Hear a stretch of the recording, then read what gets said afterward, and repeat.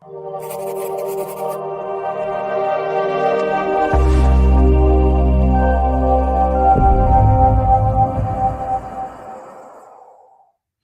evening, ladies and gentlemen. This is Anton Wheeler, your host of Voice of the People United Community Forum. I thank you for joining me this evening. Shortly, I'll be joined by Miss Janice Morell, a state of New Jersey activist, a longtime Orange resident, and someone who has been a tremendous part of Orange's history. And I'm just honored to be able to speak with her today. We're going to be talking about the history of Orange. We're going to be talking about her experiences with the NAACP. I mean, she was a leader in this New Jersey State NAACP. She's definitely someone who was fought for the rights of all people. I'm just honored to have her this evening. I hope she forgives me. My allergies have been bothering me all day. But I hope we can have a very good conversation. I was fortunate enough yesterday. Yesterday I spoke with Central Ward Council candidate Gail Chaddyfield Jenkins. I thought it was a productive and enlightening conversation. She'll be coming back on Mother's Day. I believe Mother's Day is next Sunday, if I'm not mistaken.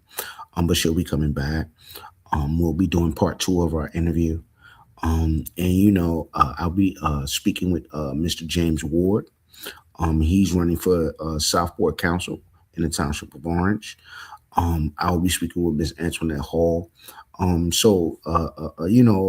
of the People United, we got our work cut out for us over the next 6 to 7 days. And I just want to say thank you to Ms. Janice Morell for coming on this evening. I know I can't say that enough, but you got to understand, this is like, this is a for real community mother. Sometimes we give those titles to people and they don't earn them, but Miss Janice Morell, along with someone like Kathleen Witcher, has definitely earned the title of community mother. And without further ado, let me do the little station identification. And I'm going to bring on Miss Morell. Thank you.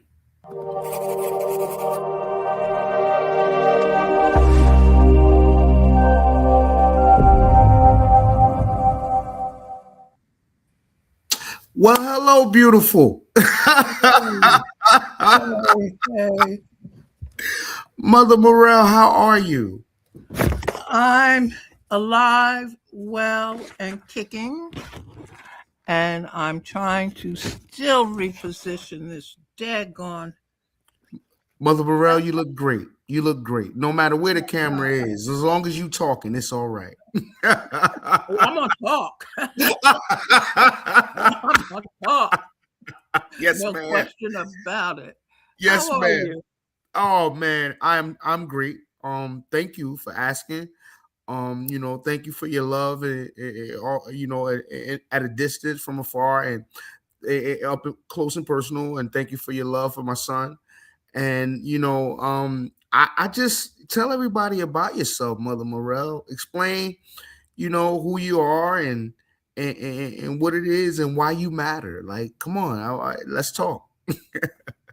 I matter, first of all, to our Supreme Being. I, second of all, matter to my family and my friends. I matter to legions of young folks, and I've had people to stop me where I have helped family members get into college, transfer from one college to another. It's about giving back while we're on this realm. Mm-hmm. That is something I was always taught.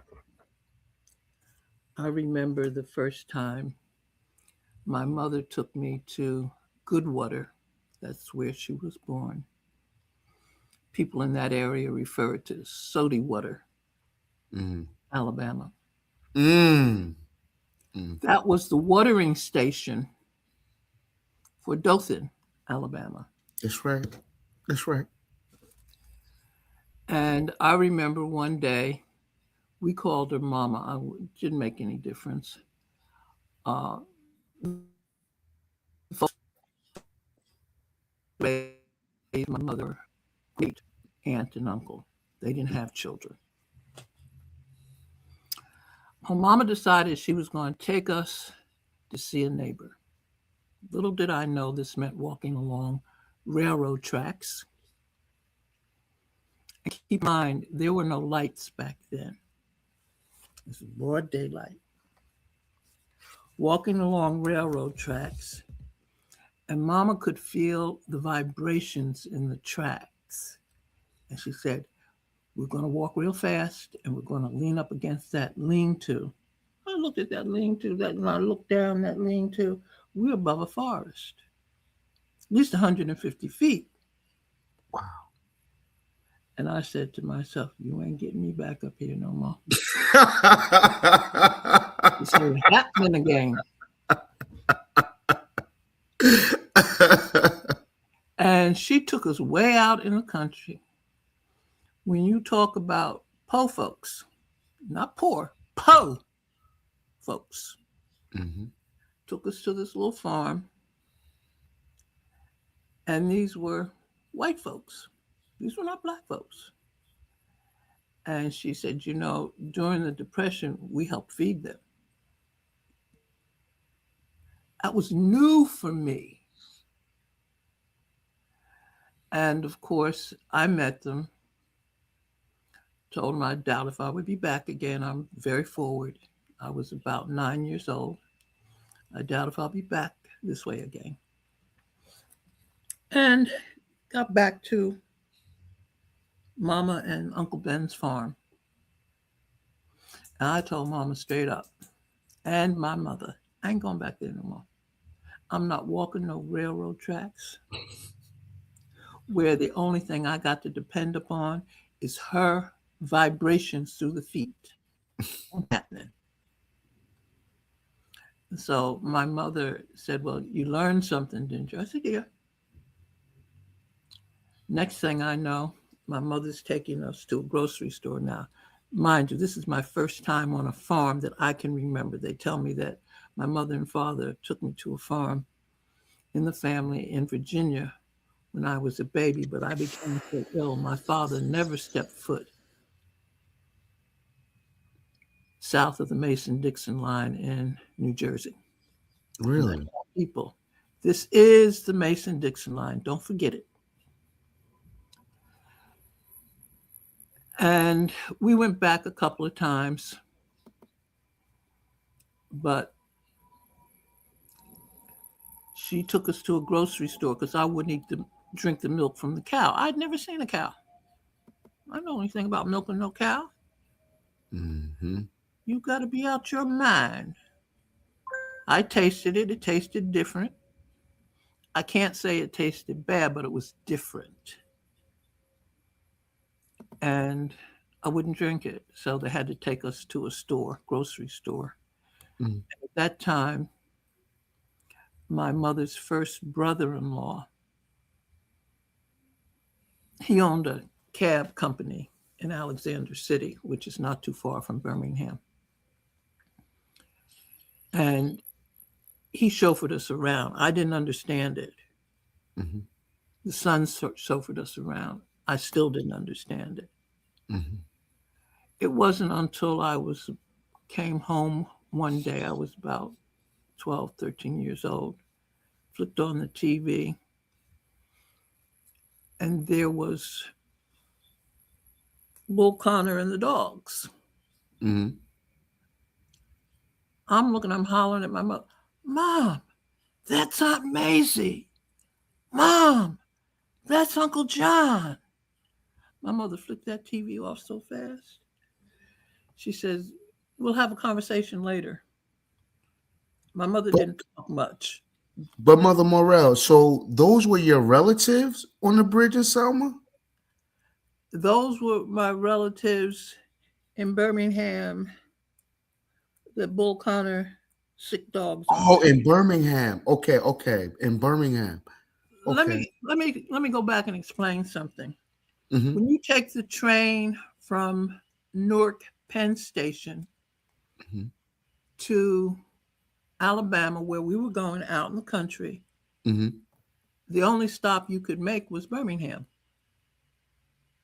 They didn't stop in those other little towns. You had to get a local train. And by the time our train arrived, every time we went, we had to stay in Birmingham. So Okay. I stayed at Aunt Maisie's house. Aunt Maisie's beauty shop was the meeting place for the incipient NAACP. Okay. Okay. Because at that time, let's be honest, our ministers weren't welcoming the NAACP into the church. But why was that, Mother Morell? Why was that? Fear. You still had people who were lynched. You had people who disappeared. And so we stayed in Birmingham and we caught the train out to uh, Alexander City. That's where my, I call them my aunts and uncles. They didn't make any difference. They were my mother's first marriage in-laws. Okay. I'm a product, and my sisters are a product of the second marriage. Okay. My mother finally told me, after she had turned off that television, that the reason Uncle Jake, cousin Larry, and Bubba drove us around was because when we got on the bus, and it was just she and I, plus my younger sister was younger and she was a handful,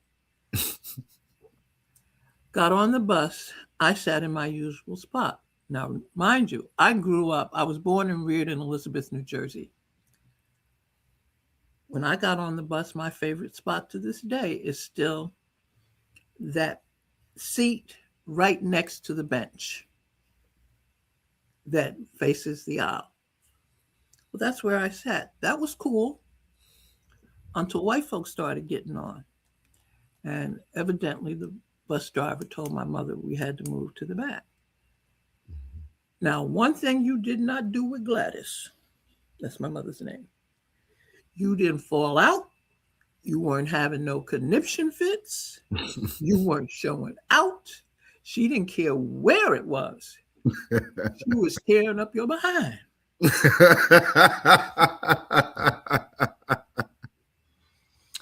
I proceeded to start. My mother grabbed me up and took me off the bus.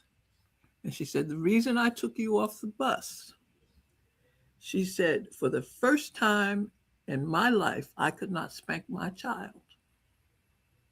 for something she had always been doing. And I was not going to explain to you what was going on. Mhm. Got off the bus and she called Uncle Jake, and Uncle Jake sent a cab to pick us up. And ever since then, we have never rode a bus in Birmingham. After my mother died, I went down to Alexander City to see my cousin Jake. And that's a long story. And I got lots of stories to tell. And we talked about it, how far we've come as a people, as a society. For instance, in Elizabeth, I never knew about being confined to a balcony to watch movies. Well, first of all, my mother didn't allow me to go to the movies. I think I went to movies when I turned 10 or 11. And my cousin Charlotte Johnson Reeves, took me and another cousin to the movies. Other than that, there were no movies for us. Miss Mother Morell, what was the first movie you saw?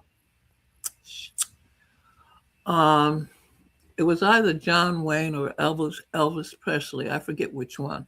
Okay. Okay. What was that experience like for you? Sitting in the movie watching it? I mean, like just going to the movies for the first time. Oh, I Um, was thrilled. I'll okay, tell you, I was thrilled because see, mother wouldn't allow us. okay, And okay. as an aside, I had to persuade my father to persuade my mother to allow me to start dating at 13. But that's another story. Like I said, I got lots of stories. Well, Brother Morrell, what you doing dating at 13? I looked much older. I Ah, am 5 feet 9 3/4 inches, and that's where I have been since I was 12 years old. And go for ahead, my man. generation, that was tall. Mm-hmm. And I didn't look my age. I looked older. Mm-hmm. Well, I you're was still cute. beautiful. You're still Thank you. beautiful. I'm getting ready to say I was a cute little thing.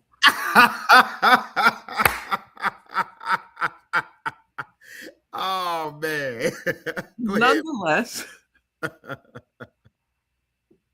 my mother did not bother to tell us what she lived through until I was in my teens. By then, at 12, you mentioned the NAACP, and I'll wrap it into there. I earned my own money and joined on my own. Prior to that, my parents paid for me. Joined the NAACP with my own money.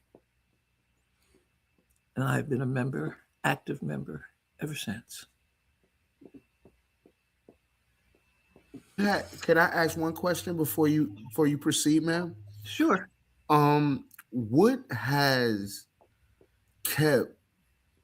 I mean, I would love to interview Mother Witcher one time again, but you guys really know history, and what has kept your faith in the organization? Because a lot of younger people have lost faith in the NAACP, I can't and blame. and I'm one of those younger people. So, like, what has kept your faith and belief in the mission of the organization, Mother Morell? What goes round comes round. That's number Mm, one. mm, Uh, we've been derelict. My generation mm, and the younger generations have been derelict in not sharing the history. Now, I gave you a little bit of history of me. mhm, That's so you understand. I'm not a Johnny come lately. Uh, People talk about how great this country is, etc. I met folks who went through slavery. Uncle Ben and Mama, they were progeny of slaves. mhm. And we still carry on the oral tradition, which I tell folks we need to stop. We need to commit it to writing while we're still sane enough, lucid enough to put it on paper. Yes, ma'am. Yes, ma'am. Yes, ma'am. We need to share it. When they discontinue civics Mhm. in K through 12 curriculum, we have no idea, our younger generations have no idea what democracy is supposed to be. They have no idea what's going on in, what you call it, DC, in the people's house. Yes, ma'am. They have no idea why some folks are upset. They have no idea why folks out in the Middle West are upset because they can't borrow money for their farms, can't get fertilizer, etc. Well, the truth of the matter is, what did Maya Angelou say? When they tell you who they are, believe them. And unfortunately, we're not telling our youngsters what democracy means. And it's still an experiment. We're the youngest country in the world. We're still an experiment. And whether or not that experiment will work depends on everybody in this country. So you had folks who went out and voted and didn't vote in self interest, they Mhm. voted on a promise. And I have friends who dislike my saying it. You thought this was only going to happen to black and brown people? Mm, You mm, learned a harsh lesson. mhm, mhm, Everybody is being affected. Now, people laugh at me because I read the labels on cans and groceries, whether it's pasteurized in a bottle, etc. I read the label. I also question the farmers at the farmers market. See, my mother turned a 30 by 50 plus foot plot in our backyard into a garden. For a long time, I didn't know about buying canned goods. Mother canned. mm, So there are a lot of things that I have experienced that I look at some of the younger generations don't know. mhm. The deer stopped me from planting my own garden a couple of years ago, and that's a whole nother story. I'm not raising food to feed anything other than two-legged creatures. So I stopped, but I go to the farmer's market. I want to know how you raise your crops. I want to know what I'm putting in my body. We all should be so diligent. I have friends who laugh at me, but they call me and say, Jan, what's the price of so and so this week? Jan, I'm buying, for instance, I'll mention the name because it's no secret. McCormick Spices. No, go to a spice store and buy your spices. They are not adulterated. They put MSG in there. Yes, MSG is not harmful to the majority of the people, but it's sodium. And you throw a lot of salt in your food before you taste it. Do you know that the combination of garlic and onions will give you the flavor without a whole lot of salt? They talk about lead being in cinnamon. Well, you're not growing cinnamon in lead. Where's it coming from? You have these anti clumping agents that you add to spices. Uh, Dried, fresh spices, pour them in your hand, rub them, and they'll become little flakes again. If you're cooking, put it in a little oil in a pan and bloom it. You'll get the aroma. You'll find that the actual taste of the herb will come out. But if you smell it dry, you may not smell anything. These are things that I learned on a farm and things that I learned from my mother, my grandmother, my great aunt. These are things that we are not transmitting on to our young folk. Yes, I eat out and I enjoy it. And I'm not going to say don't, but it's not my regular diet. You need to know what you're putting into your body, just like you need to know what you're putting into your mind. We need civics Mm, so that people understand that voting does count. mm, I'm amazed at the number of people who voted against their own interest, saying, this is better than what we had. Oh, really? Do you know what you had? Do you know what the struggle was to get to where we are now? mhm. You hear the old saying, take one step forward, take two steps back. Well, damn it, at the end of my life, I don't want to take two steps back. Okay. So this is why I share. And I get people who tell me, oh, that's just history.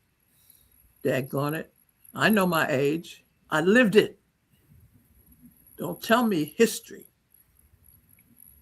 Take a look at the first few hundred years of this country and where our ancestors were. And take a look at what has been achieved since 1954. Mm. Mm. It's not a long time. I was alive. I was a child then. I'm alive now. You tell me I have to go back? Heck no. You'll fight me. Ain't happening. Mother, I just want to, I wish I could just like, have a conversation with like you, Kathleen, Mae Moses, Gail Chaney, just sit down and just like pick your brains because your ability to recall history because you lived it is uncanny. And I just want to ask you, what do you think the biggest obstacle is in the Black community? Us. That's why I still belong to the NAACP. That's why I speak out, tell history wherever I can. That's why when people try to tell me, oh, you can't ask that question of your elected official, the hell I can. Whether or not I voted for you is immaterial. I can ask you the question. One, my taxes are paying your salary. And don't get me wrong, because I have to remind people, if you rent, some of your rent is going toward the property owner paying property taxes. You're still entitled to the same services that I am. You're still entitled to the same services your neighbor. Ethnicity, demographics doesn't make any difference. That's what the fight was about. That's what the marching was about. And don't tell me about today's progeny feel a little guilty because of what their ancestors did. I feel that my ancestors would feel guilty if I felt guilty because they were enslaved. And keep in mind, I get tired of the excuse that, oh, well, some of the Africans sold their. Do you know what slavery was like over in the mother continent? A totally different concept than what indentured slavery is like here.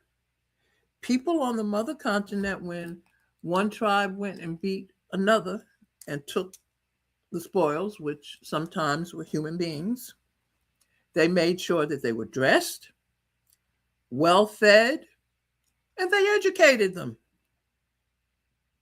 Do you see the difference? I do. Yes, ma'am.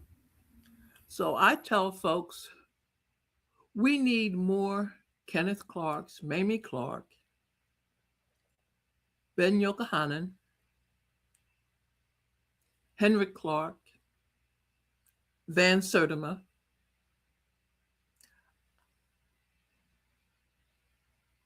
I think I attended all their little lectures. And when we had a very active organization of Black faculty and staff at Rutgers, we had them there every year. I was the one who always had to serve as the hostess, if you will, for Henry Clark. Well, I'd fight you if you wanted that job. But Mother Morell, were you there I know you because you had a long tenure at Rutgers. Were you there with Dr. Van Sertima? He was at Douglas, and yes, we had him up a few times. So, yes, I bought his books and I attended his lectures. Even while some of the faculty denigrated him. Right, right. I was getting ready to ask you about that. Like, what was it like? Like, what did they, because of his theories, and not only having theories, but he was able to prove them. Like, what was it like for him amongst his colleagues? Depended on about whom you were asking.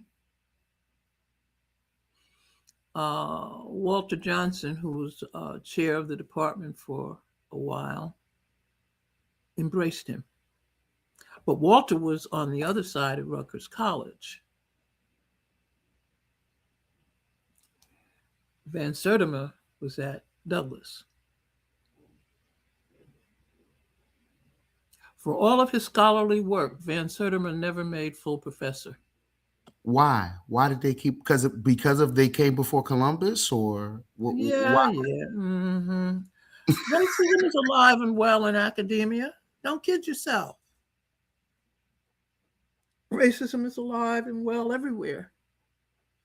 And our type of racism, when I say our type, I'm talking about American racism.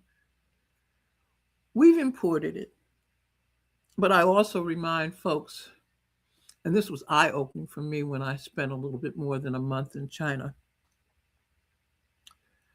that the residents of China are 95+% homogenous. They have some folks in the northernmost region of China that are darker than you or I. Makes you wonder. We know where Hannibal went, but it makes you wonder. Really? Are you serious? Saw it with my own eyes. So, okay. So, what does that tell you? In your infinite understanding and your wisdom, I always have counted you as a historian of sorts. So, like, what does that tell you? We traveled from the motherland everywhere.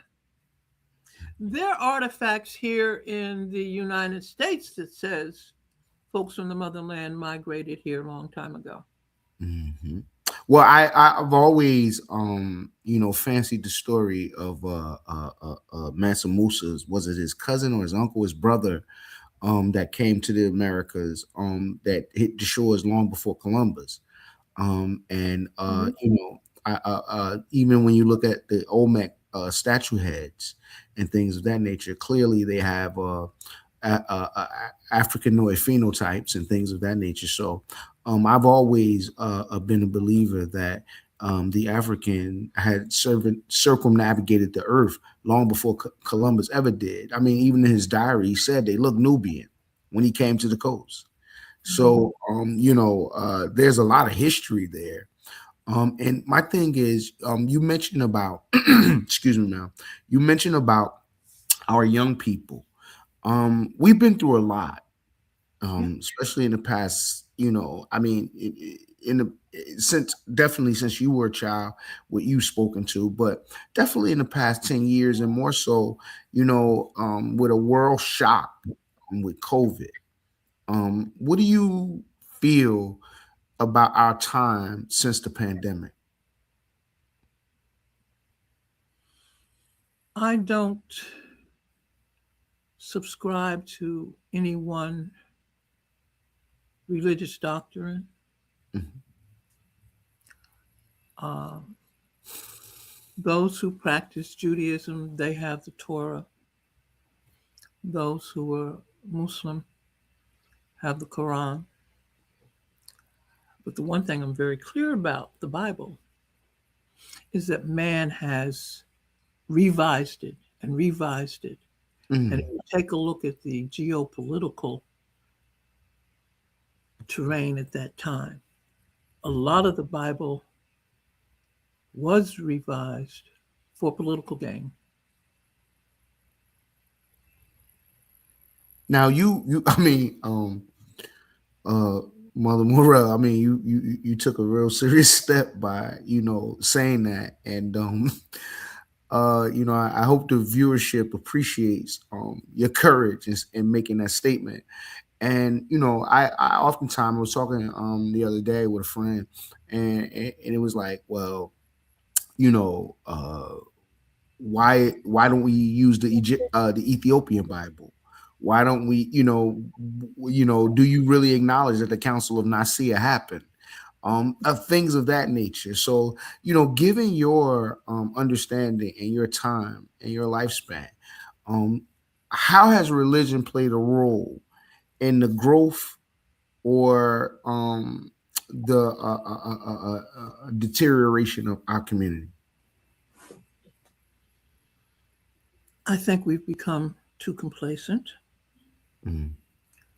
I think we become inured. We don't want to hear Mhm. other about other religions, other philosophies. I'll tell you something I told the pastor of my family church.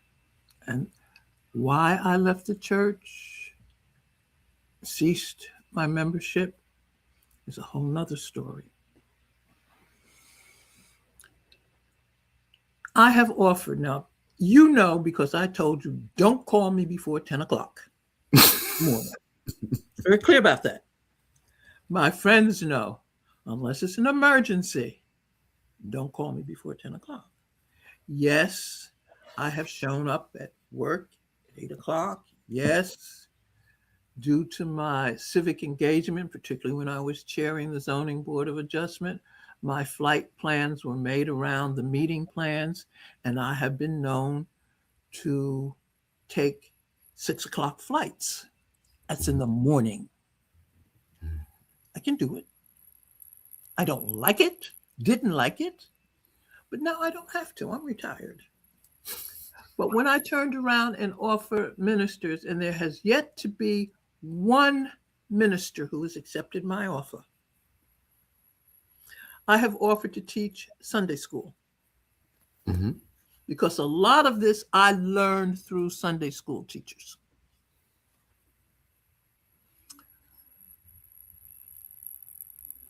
And most Sunday schools don't start until 10 o'clock in the morning. It's not like the Baptist Bible School where you had it Sunday afternoon after all the women showed off their cooking and skills and everything else. You had Bible school in the afternoon in a lot of the Baptist churches. That wasn't true uh, for me. So when I offer that I'm going to get up, okay, 9 o'clock Sunday school, that means I better be in my car and driving toward Elizabeth by 8 o'clock. Mhm. That means, because I'm a slow mover at this age, I had better be up by 6:30, ideally by 5:30, because I like to meditate in the morning and think about my day and see if there's any tweaking that I have to do to it. And not one pastor has accepted. Mhm. I said I would relate the Bible to the history of those of African descent, no matter where they are.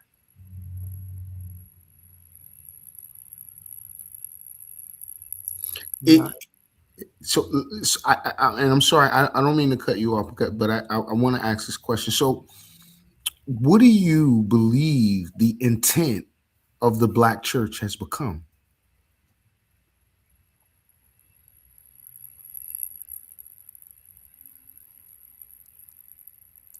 I'm not sure, Mhm. and I'm going to tell you why. Because going to service, it depends upon who the preacher is. It varies. A lot of it has become very political, but the Black church has always been political.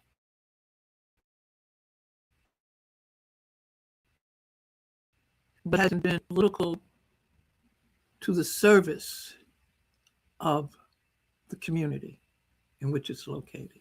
It's been more political to the service of the individual who's occupying the pulpit. Wow. And I know I said that to a couple of ministers. They don't talk to me anymore. Mother Morell, you know you, they ain't gonna talk to me no more after this either. I'm so grateful for your candor and you taking the time to speak with me this evening. Like I said, I got to get that show with you, Gail, Kathleen, Mother Moses, and a few other griots, so we can have a real discussion. I just want to sit, pick your brain forever. And I have a few more questions for you. You know, we're at the 40-minute mark, and I just want to. Orange. I was getting ready to ask you because I was going to ask you about some history. I was going to ask you about what do you feel about the elections. So let's start. You're Orange stalwart. You're very well respected in the community. You're very well respected around the state. You've been a leader in the NAACP. Talk about your history and your life in Orange and what you feel about the upcoming elections. The upcoming elections are critical and they're pivotal. If we don't make some changes, what I've known as Orange will disappear. What is Orange now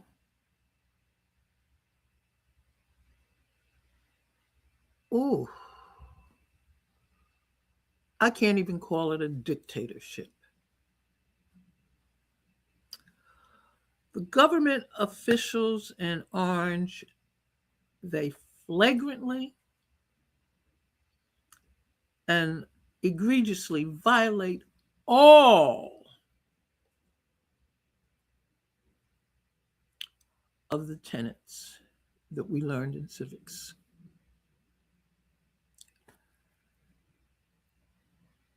Too many of us here have witnessed and experienced firsthand,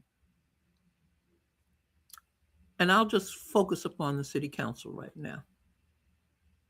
The city council abrogating their responsibilities. They campaign to be good stewards of our democracy as defined in the federal and the New Jersey state constitutions. They took an oath of office to uphold our laws and represent us. Yet they, and I will exclude one member for the time being, because I've seen it happen before, the West Ward Councilwoman, Quantavia Hilbert, she's not running for re-election. They have exhibited consistently a lack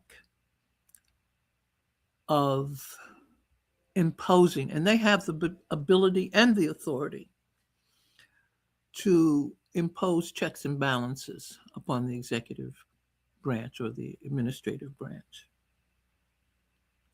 There is no confidence in the majority of people who reside in Orange in our government, and that's sad.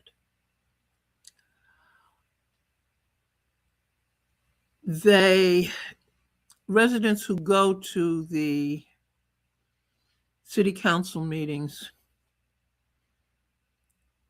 too many of them appear to have learned how not to question our elected officials. I wonder about the elected officials, and I'm talking about the legislators. Do they have private meetings? Their public statements and constant deferral to our business administrator indicates to me they may. I'm wondering if they have private meetings, because they're consistent public comments, and they too readily defer to a BA. I didn't elect a BA. You all hired him. He was selected by the mayor with the advice and consent of the city council. Nothing against the BA.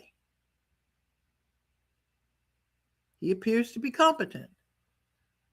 But he's not taking orders directly from us. We don't sanction the orders. You do. You have the right to impose a checks and balance. Why do you defer to him for answers? Do you know the answers? It makes people wonder, and they've wondered aloud at the podium when they've asked questions. Do you read your own agenda? I used to go in prior to COVID every Friday before or Thursday before the council meeting and read through the agenda as well as the supportive documents.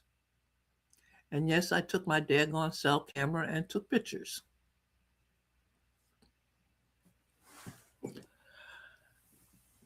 Some people have gone so far to question whether or not the council members can read and comprehend.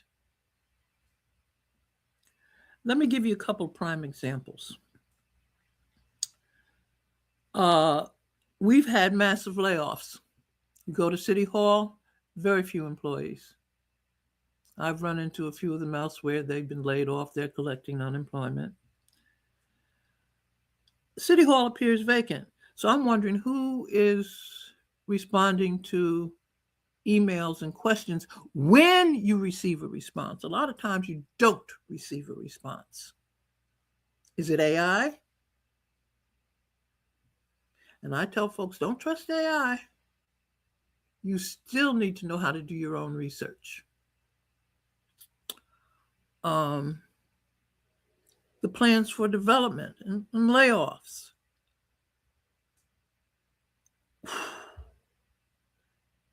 It doesn't make sense. We elected, when I say we elected 4 ward council people, 1 for each ward, and then we had at large. The last at large election, only the incumbents ran. Nobody else did. We've experienced escalating taxes. Those taxes have been more than what the current, well, not the current because she's new, the prior governors have mandated. Do you know if the cap on the taxes were mandated or were they written into law? If they were written into law, do you know that there were also exceptions around the cap?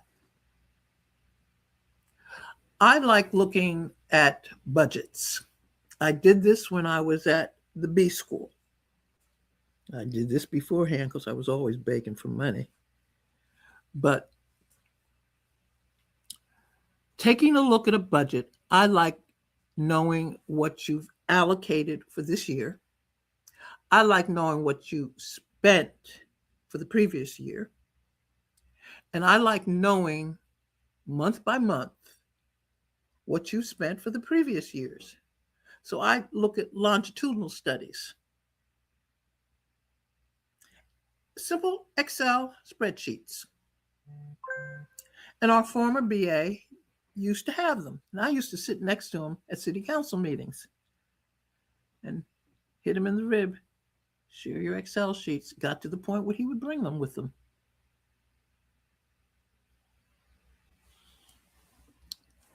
So at this point, right?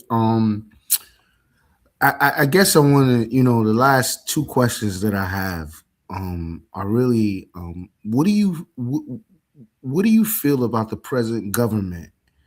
And I know you've explained a little just previously, but what do you feel about the present government and their ability to deliver to the residents of Orange? And what do you feel needs to happen next Tuesday, May 12th? We need to elect an entire new slate of ward council people with the exception of Octavia Hilbert because she's running unopposed. We don't have that option. Why? I want to be able to ask and receive answers. When I first moved to Orange, I could do that. Pat Giuliano was the councilwoman for this ward. Succeeding her was Bill Lewis. People used to say Bill Lewis would overload us with information. Well, I read it. Every time, uh, all his emails, all his printed and photocopied memos, they went with me on flights. And I could email back here and say, we need an answer to this question. We need an answer to that question. I'm unaccustomed to silence. I didn't pay you to sit up there and act like a dummy. You know, the one that you, my grandmother, I called her my grandmother, my father's mother.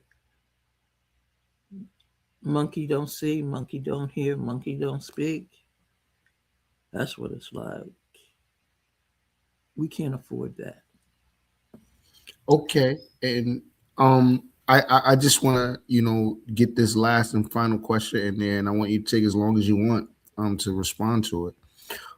You've been around for a very long time, being active and trying to deliver results for the entire country and the state of New Jersey, and particularly our community. Um, what do you believe we need to do to get out of the ruckus we are in, especially the fate of us in dealing with the Democrat Party? I will tell you very candidly, and because you already know, I'm the parliamentarian for the Essex County Federation of Democratic Women of New Jersey. I also know our history.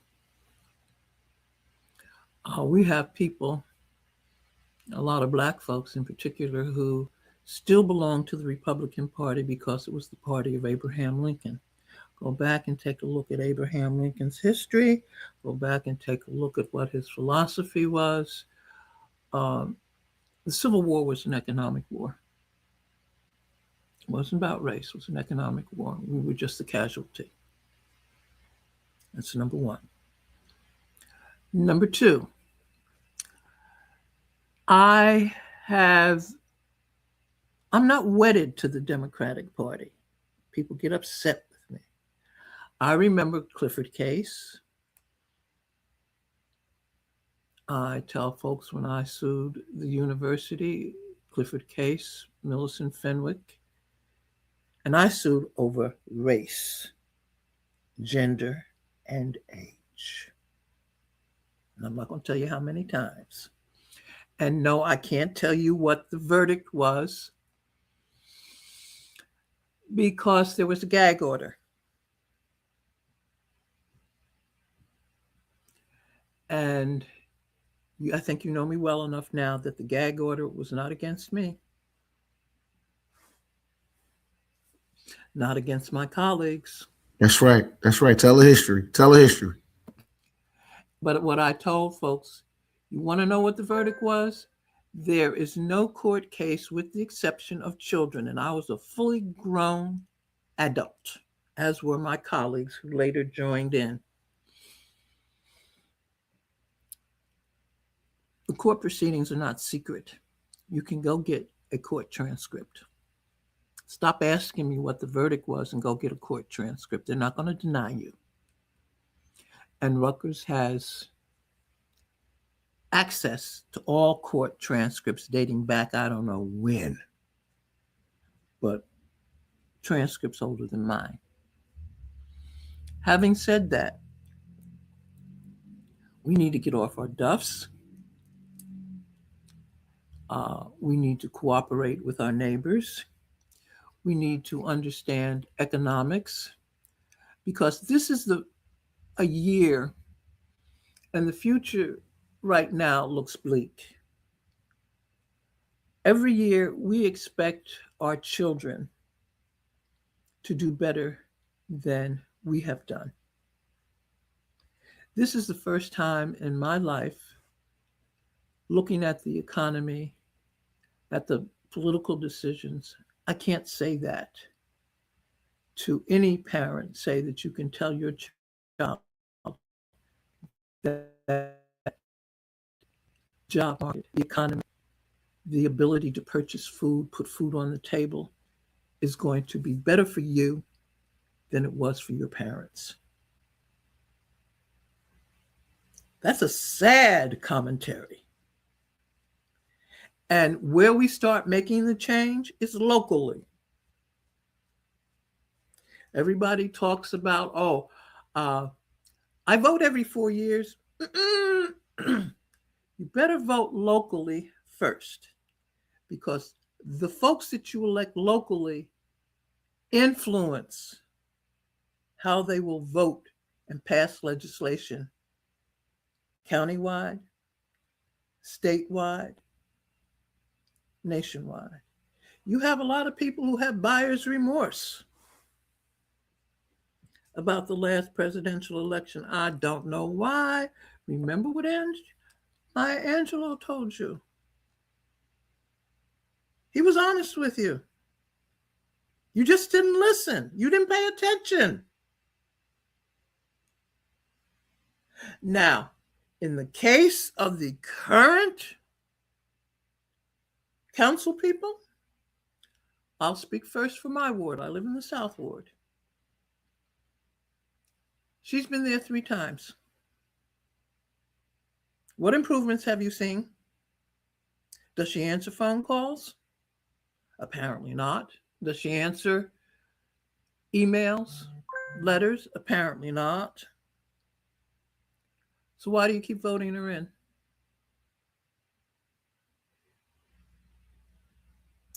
That can be said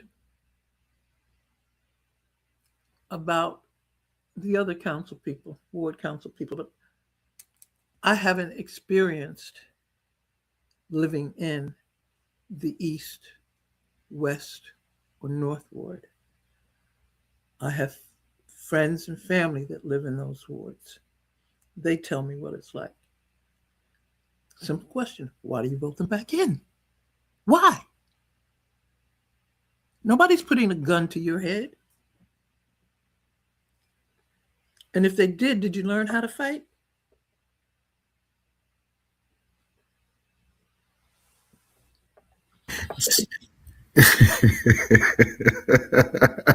The ballot box right now is one pathway to power. It's one pathway to jobs. We better use it effectively. How do Okay. you lay off half City Hall, but the budget's increasing? Mm. How do you sign a contract to privatize your water, which is now back in the city hands? How do you sign a contract to privatize your water on the promise that there's going to be a surplus and there will be money coming back into the municipal treasury, and you don't see a red penny? Mm. Mm. Why do you each year appoint a citizens budget advisory committee and then don't give them the opportunity to publicly deliver their report, deliver their recommendations, and blithely say, oh, we're not going to enact any of those recommendations? Why do you keep denying their request to operate year round?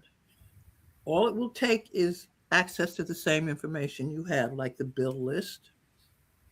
I've got people running around asking now, how do I get a list of employees and their salaries?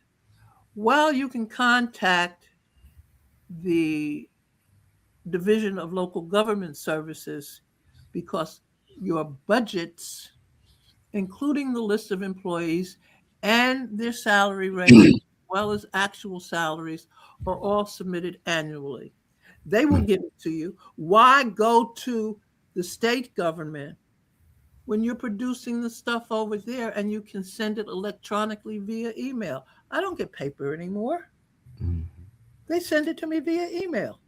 Mm.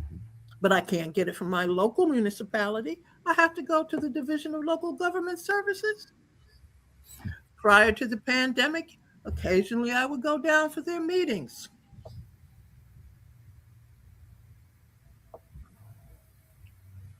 Why should I drive to Trenton? Call the secretary, tell her I'm coming to the meeting, and here are the reports I need.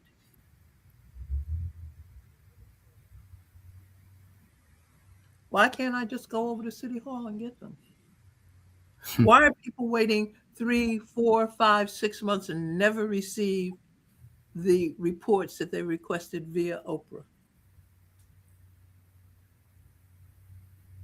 Oprah is a state law. It's written into the statutes. You can go look it up. Mm-hmm. Make use of it. And if the little folks over there won't tell you, go to the Division of Local Government Services, but you can also file a pro se litigation. And people look at me and say, pro se? I said, yeah, I can file it on my own. Mm-hmm. I have been to court, and the judges have court clerks. They help you if you need help. You can go to legal aid. You can go to the Seton Hall Law School. You can go to the Rutgers Law School.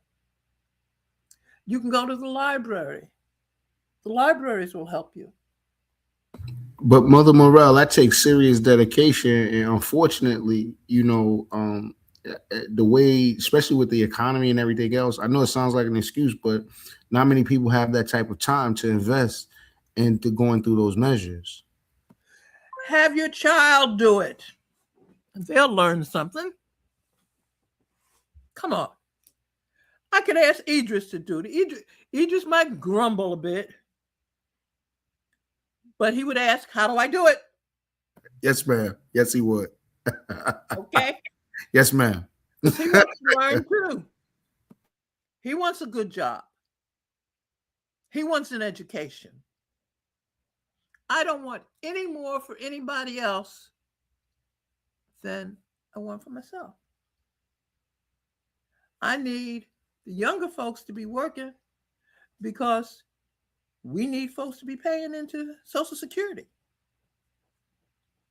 You know, at one time there wasn't Social Security, and they had passed special legislation for those who would work as domestics and couldn't get it so that they could qualify for it. And by the way, the time Social Security was in this country didn't look like you and me. So you know full well Social Security was not designed for you and me. Same thing with welfare. And people who are on welfare, by the way, for the most part, can't work. I don't talk about having them work. They can't work. They're either physically or mentally incapacitated. Wow. Wow. I just want to say to you, thank you for this time. We reached the 60-minute mark. Please, after the election, I would like to have you back on, if you don't mind. I don't mind. So I will be looking to get with you maybe May 17th at a Sunday at 7, if that's okay with you. I'll reach out to you and say, and please forgive me for the missed emails and everything. Mother Morell, I'm so grateful that you were able to come on with me this evening. Tell the audience, the viewership, one last thing before you go. Vote. Wait, hey, Mother Morell, but do it matter? Does it really matter? Let me put it this way. I go through sometimes the voter histories after election, Mm-hmm. and the margin by which people have won is smaller than the numbers who decided not to vote. Wow. Wow. Wow. Ladies and gentlemen, my name is Anton Wheeler, your host of Voice of the People United Community Forum. You have just heard from a queen mother, Miss Janice L. Morell. She'll be joining us on May 17th, Sunday, May 17th. Hopefully I can get a show with her, May Moses, Kathleen Witcher, Valoria Howell, Gail Cheddyfield Jenkins, all of the people from Essex County and the state of New Jersey who really know the state's history and the country's history and the histories of the town in which they live and love. Mother Morell, thank you. You're Thank you. most welcome. Ladies and And gentlemen, you take care of yourself too. I am, ma'am. I'm working on it. I'm just gonna get done. Do you season your food with garlic? Yes. Yes, I do. That is good for regulating blood pressure. Yes, ma'am. I'm on it. I'm on it, Mother Morell. Thank you for the love always. Ladies and gentlemen, thank you for joining us this evening. I want to say a special shout out and thank you to our guest, Miss Janice L. Morell. Thank you for coming on this evening. My name is Anton Wheeler. I'm your host of Voice of the People United Community Forum. And have a great night. Good night, man. All right. Take care.